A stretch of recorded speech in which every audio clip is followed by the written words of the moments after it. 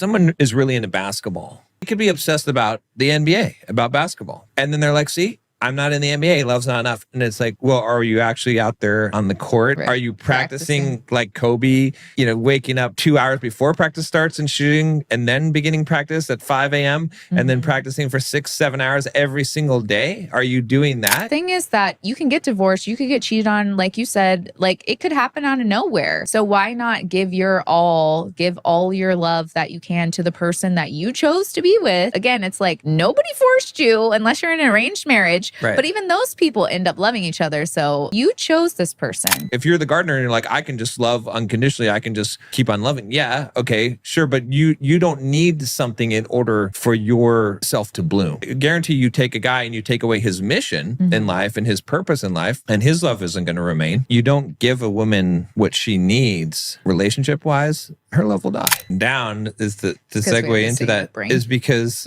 and you see it, I mean, you see it from both women and men. You see it in our comments all the time where people say love is not enough.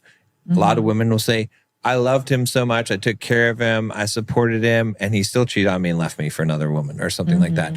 Or you see men say, I took care of her. I was the man, I helped raise the children. I did all these things, and she still cheated on me or left me or divorced me. And the thing about it is that when people say love is not enough in that case, they're not, a lot of time, I'm not saying, again, yeah, there are certain circumstances where, hey, you're with the wrong person and there's nothing you're going to do. But you're usually giving up way too soon. Yeah. Because it's like, if someone is really into basketball, right? And they're like, I love basketball. And they want to be in the NBA. And they're like, see, loving basketball is not enough. I watch every single basketball game. I have do they have basketball sports cards? I don't know. I know every player's stats, right? I don't know anything about professional sports, but let's pretend like I did. Me either. So they could be obsessed about the NBA, about basketball. And then they're like, see, I'm not in the NBA. Love's not enough. And it's like, well, are you actually out there on the court? Right. Are you practicing like Kobe, waking up 2 hours before practice starts and shooting and then beginning practice at 5 a.m. and then practicing for 6-7 hours every single day? Are you doing that? Because when you say love's not enough in order to get into the NBA, it's the same type of thing, is that people are loving. I don't disagree with the woman in the comment or the guy in the comment that's like, I loved my wife or I loved my husband and I did all these things for them. I agree. I agree. But the level, again, talking about the levels in which that love that becomes that unconditional love for the whole world, right? That level is so much beyond where they're stretching themselves to go. And if people realize just how much is actually expected of them, needed of them in order to really love like that, they're probably going to find that love is enough, even in those hard cases. Right. Even when you can turn that other person in many cases. You haven't gone, not in all cases, but in many cases, people have stopped way short of what they think that what they're doing is actual love, but it's not love. They're still snarky. They're still snippy at their spouse. They still are acting this way. They're still not really truly empathetic with them, not truly listening, not truly caring about them. They're still treating love as a transactional thing, right? And thinking, well, I gave all of these things and I didn't get back. But in the time that they were giving all these things, they were expecting the thing back. And so it's like, that's why I understand the confusion. And believe me, maybe it's not worth it to you, but it's a tall order. And it's not even their fault. Society has made love so transactional. Like, just seeing all of our comments and the stuff that we talk about, like people being like, no, I need to save money in case he leaves. And like, men always cheat and women always cheat, or they don't care, blah, blah, blah, blah, blah. Like, and I get that people have experienced those things, but they have made those things the new normal. And so people are they're more afraid of being in a bad situation, like getting a divorce or getting cheated on or whatever, which I understand those are not good things, than just loving somebody and not expecting, like just loving to love them. Yeah. Because the thing is that you can get divorced, you could get cheated on, like you said, like it could happen out of nowhere. Right. So why not give all your love that you can to the person that you chose to be with? Again, it's like nobody forced you unless you're in an arranged marriage. Right. But even those people end up loving each other. So, that's a whole different thing. But you chose this person. Yeah. Yeah. You should be able to love them the most out of anybody you've ever loved if you chose them. And why wouldn't you choose somebody? Like, why would you choose somebody that you don't love as much as like your parents or your child? Like, the person that you chose to be with and make children with should be the person that you love the most. Yeah, exactly. Like, I'm not saying, no, I mean, it kind of goes back to, it's a good point. It's a really good point, you have to put your spouse first. Yeah.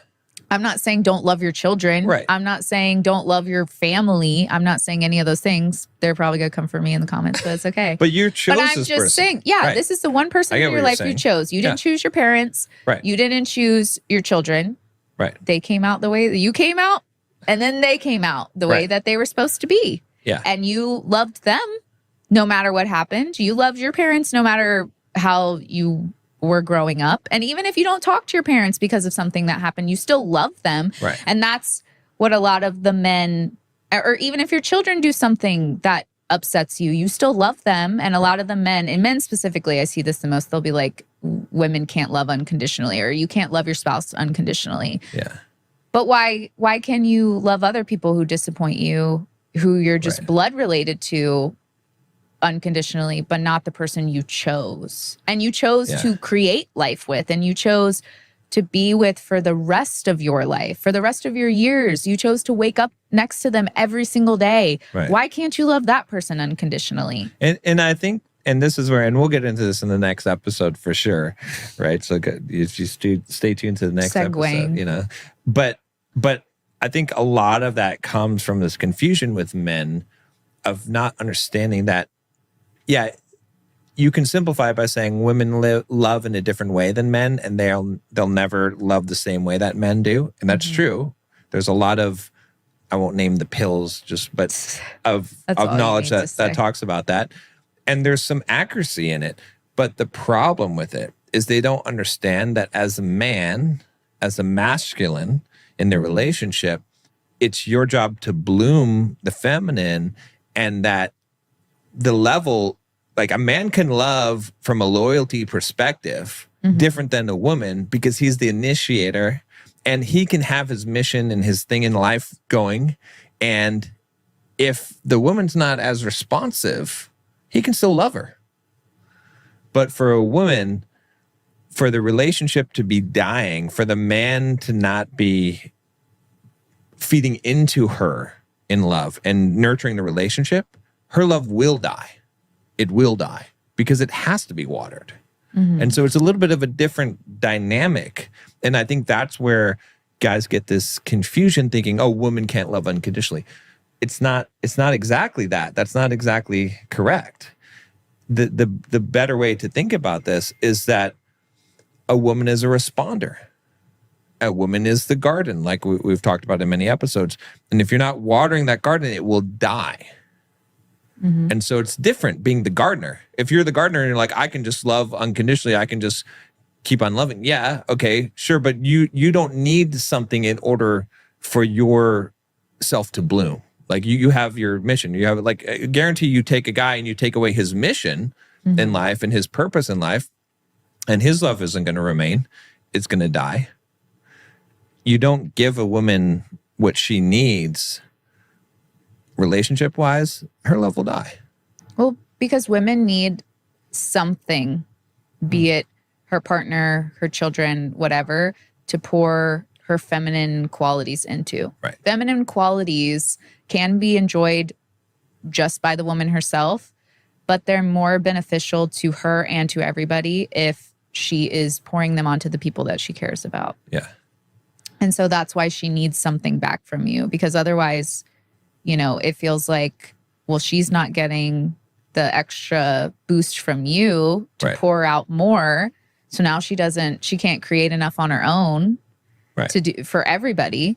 Yeah. And so it's a complicated thing, but women are more centrally focused on love and relationships, and that's how it's been for a long time. I mean, I know now in society it's not as much anymore. But that's the feminine element is always going to be that. Right. But that's what it is to its core. That's what it has been. Like women back in the tribal days we've talked about before, like they were handling the, staying at home with the children and making the things out of the meat and animals that the men brought home. They did the more manly things, so it's like they need that from the men that they're with in order to produce what they can produce. And like I said, it's not like women can't at all, but the more she gets from her man in a positive way, obviously, the more that she can pour out to everybody else. But that's also the same too, that the more that you give out love, and you shouldn't not pour love to the man that you're with or your partner, even if they aren't doing it, because like we said earlier in the episode, you can influence them and it might take a while, but you should never be doing it just for you to get something back. Perfect, we stand.